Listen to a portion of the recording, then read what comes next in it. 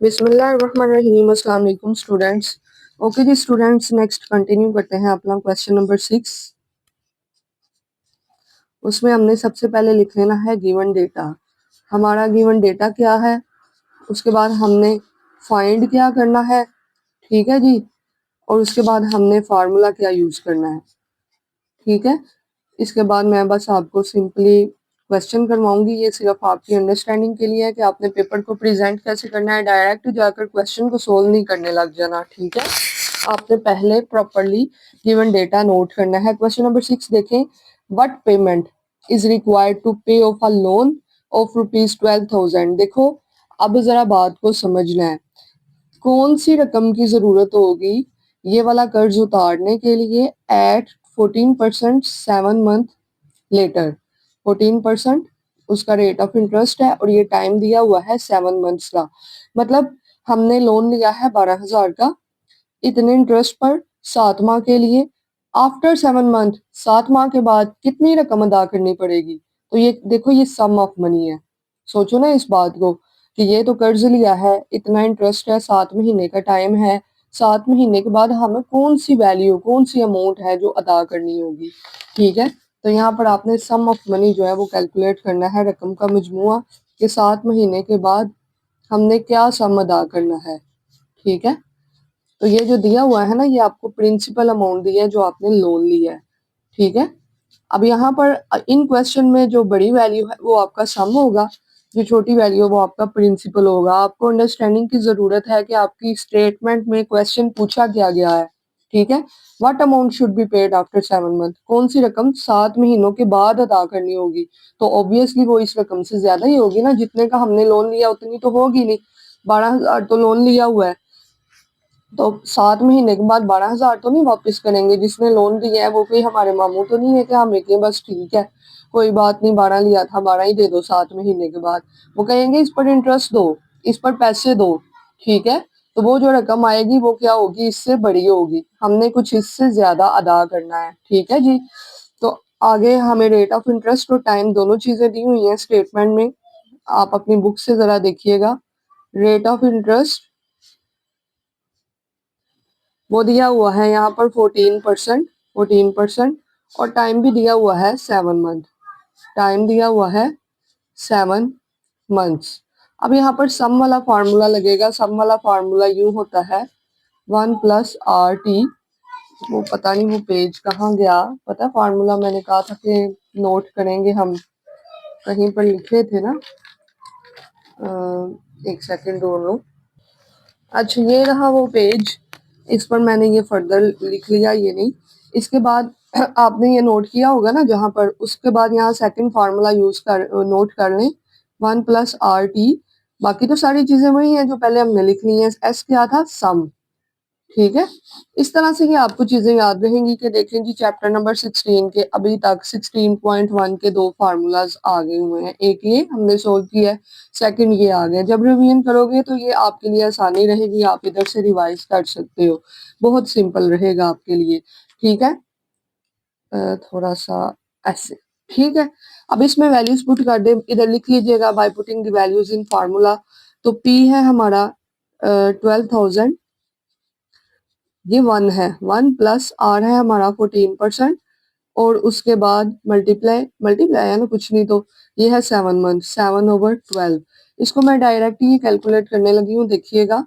ये देखो 1+14 divided by 100 multiply 7 divided by 12, सब कुछ लिख लिया जैसे आया था। अब ये सारी रकम मैंने लिख लिया, ये आया है। उसके बाद ये मल्टीप्लाई हो रहा है 12,000 से, डायरेक्ट इसको मल्टीप्लाई कर दो तो आपके पास आ जाएगा 12,980। तो यही इसका आंसर है। देखो एक दो का अगर पीछे डिफरेंस आ भी रहा हुआ तो उससे परेशान होने की जरूरत नहीं है, फ्रैक्शनल अमाउंट में ऐसा नॉर्मल केस है, ठीक है। तो ये आपका क्वेश्चन नंबर 6 है कि हमें आफ्टर 7 मंथ्स ये रकम अदा करनी पड़ेगी। लिए थे 12,000 लोन, वापस करना पड़ेगा 980 ऊपर, ठीक है।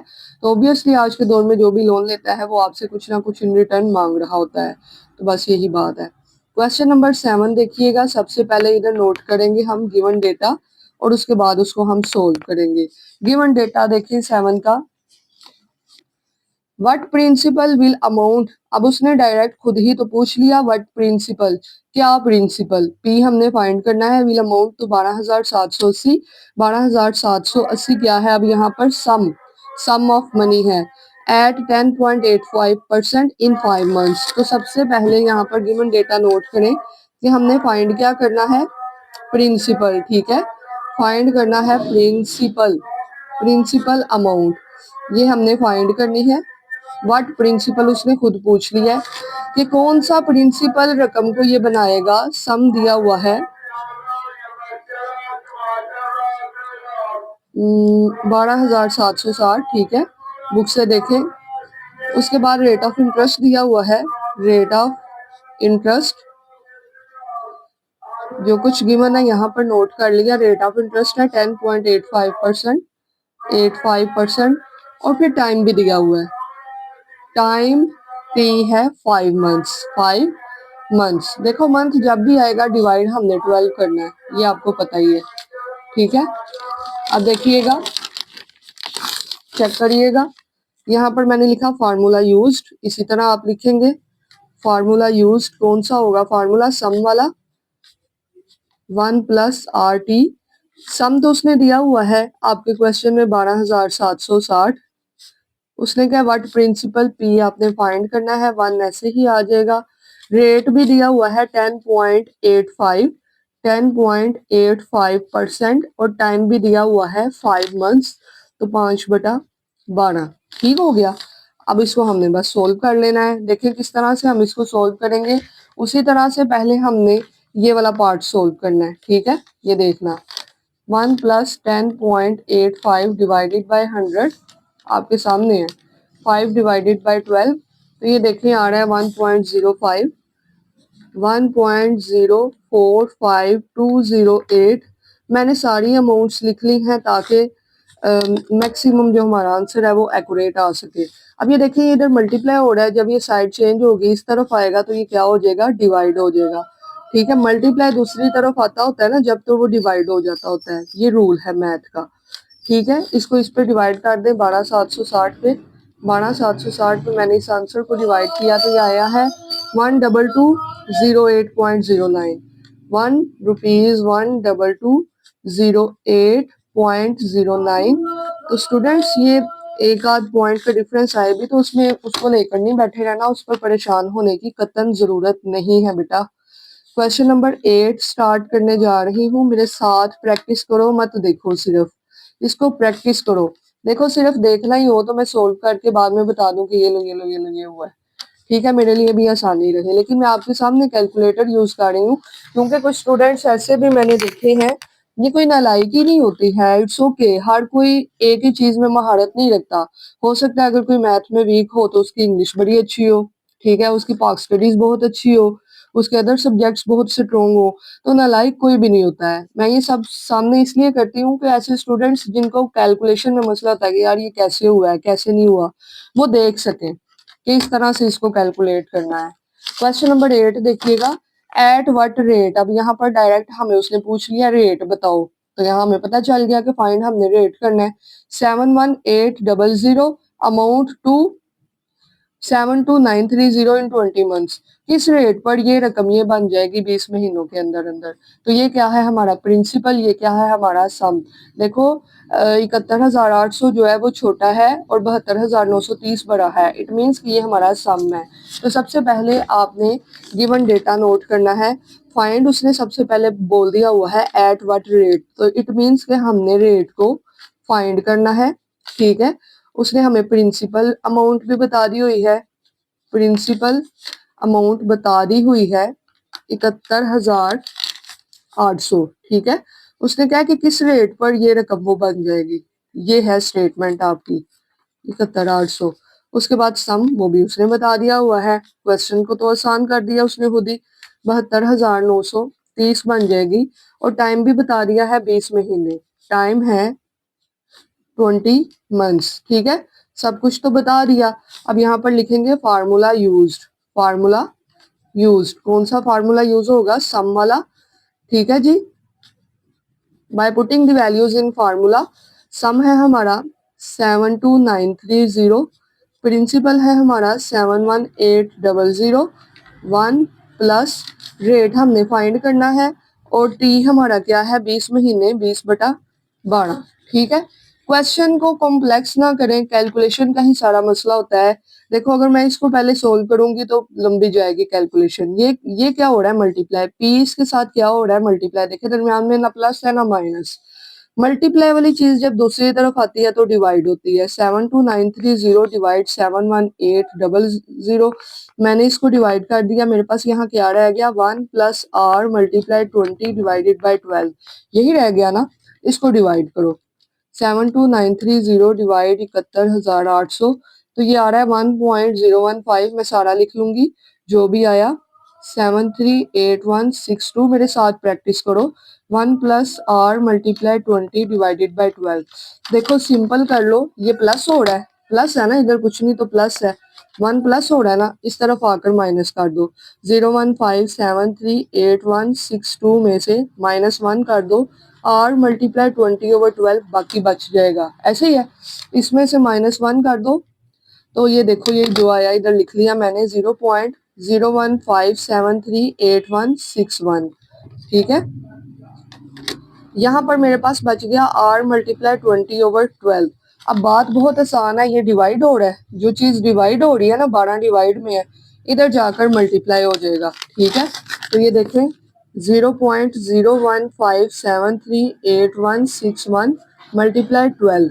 ठीक है, तो इधर क्या बच गया r मल्टीप्लाई 20। r मल्टीप्लाई 20 बच गया ना, ये 12 डिवाइड है, ये तो इधर आकर मल्टीप्लाई हो गया। इसको मैंने कर दिया मल्टीप्लाई 12। ठीक है, तो मेरे पास आया 0.188 फिर 85793 अब ये इधर मल्टीप्लाई हो रहा है, इधर जाकर क्या हो जाएगा डिवाइड। जो चीज मल्टीप्लाई है वो डिवाइड हो जाएगी, जो डिवाइड है वो मल्टीप्लाई। मल्टीप्लाई है तो डिवाइड, जो डिवाइड है वो मल्टीप्लाई। ठीक है, ये मल्टीप्लाई था, ये डिवाइड हो गया। मैंने इसको इस पे डिवाइड कर दिया तो ये देखो ये मेरे पास कुछ इस तरह से आ रहा है 9 पॉइंट, और इसकी पावर भी आ रही है। पावर को खत्म करने के लिए शिफ्ट ENG, जब तक यहाँ पर जीरो ना आ जाए शिफ्ट ENG। तो ये देखें हमारे पास आ रहा है 0.00944 2896 आर है। देखो रेट हमेशा होता है परसेंटेज में, किसी भी वैल्यू को परसेंटेज में लाने के लिए क्या किया जाता है, उसको मल्टीप्लाई 100 कर दिया जाता है। ऐसे ही है, तो इसको हम मल्टीप्लाई 100 करेंगे तो हमारे आर का एक्यूरेट आंसर आ जाएगा 0.9442, 0.9442%। ठीक है जी, ये हमारा रेट ऑफ इंटरेस्ट है। देखो ये सारी कैलकुलेशन कैलकुलेटर पर एक स्टेप में भी हो सकती थी, मैंने आपको स्टेप बाय स्टेप एक एक स्टेप में ये करके बताई है कि इसका एक्चुअल तरीका ये है।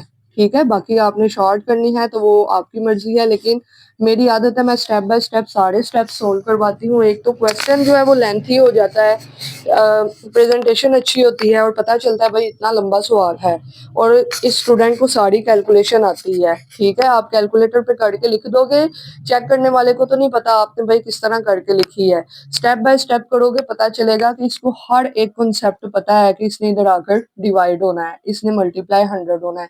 आप ना भी करते डायरेक्ट मल्टीप्लाई 100 कैलकुलेटर से करते आंसर तो आ जाना था, लेकिन इसका सबसे बेस्ट वे यही है कि आप सारे स्टेप्स को फॉलो कीजिए। क्वेश्चन नंबर 9 देखिएगा, गिवन डेटा, इस वीडियो का लास्ट क्वेश्चन, बाकी नेक्स्ट में करते हैं। गिवन डेटा इसमें क्या है, how long will it take, कितना अरसा लगेगा इस रकम को ये रकम बनने में। 20,250 अमाउंट टू 30,500, इस रकम को ये रकम बनने में कितना अरसा लगेगा, ये रेट ऑफ इंटरेस्ट है। देखो इसमें हमने टाइम फाइंड करना है, कितना अरसा लगेगा। तो हमने फाइंड क्या करना है, सबसे पहले तो लिख लेते हैं टाइम हमने फाइंड करना है। ठीक है, फिर उसके बाद उसने दोनों वैल्यूज दी हुई हैं, प्रिंसिपल अमाउंट भी दी हुई है, और उसके बाद उसने सम भी दिया कि इस रकम को ये रकम बनने में कितना अरसा लगेगा। ठीक है, तो ये देखें 20,250 रकम को 30,500 बनने में कितना टाइम लगेगा, और रेट ऑफ इंटरेस्ट भी दिया हुआ है, रेट ऑफ इंटरेस्ट भी गिवन है। अब हमने टाइम निकालना है, कितने महीने कितने साल क्या होगा, कितना अरसा लगेगा। ठीक है, रेट ऑफ इंटरेस्ट दिया हुआ है 10.5%। तो यहाँ पर हम उसी तरह से इसको सॉल्व करेंगे। फार्मूला यूज्ड कौन सा होगा, वो वाला सम वाला। ठीक है जी students, by putting the values in formula 30 500, इसकी कैलकुलेशन भी प्रीवियस क्वेश्चन जैसे ही होगी ऑलमोस्ट। 20 250, 1 प्लस आर है हमारा 10.5% और टी तो हमने फाइंड करना है। ठीक है, परेशानी वाली बात नहीं है, ये इधर मल्टीप्लाई हो रहा है, सबसे पहले तो इसको इधर लाकर डिवाइड कर दो ना, 30 500 और 20 250। ठीक है, अब यहाँ पर क्या बचा, 1 प्लस 10.5 डिवाइडेड बाय 100 और मल्टीप्लाई टी। इसको पहले कर लेते हैं हम डिवाइड, 30 500 20 250, तो ये आ रहा है 1 पॉइंट। परेशान होने की जरूरत नहीं है, इतनी बड़ी वैल्यू आ गई है, आए हम की करिए, कुछ नहीं होता, बस करो आप, कुछ भी नहीं है, ये आ गया। अब देखो ये प्लस हो रहा है 1, इस तरफ आकर क्या होगा, माइनस, इस तरफ आकर क्या होगा, माइनस। यहाँ पर क्या बचा, 10.5 डिवाइड 100 और मल्टीप्लाई टी, ये बचा। अब इसको -1 कर दिया मैंने यहाँ पर ही, तो ये देखो जो बचा वो लिख दो, 0.50617289 लिख दिया।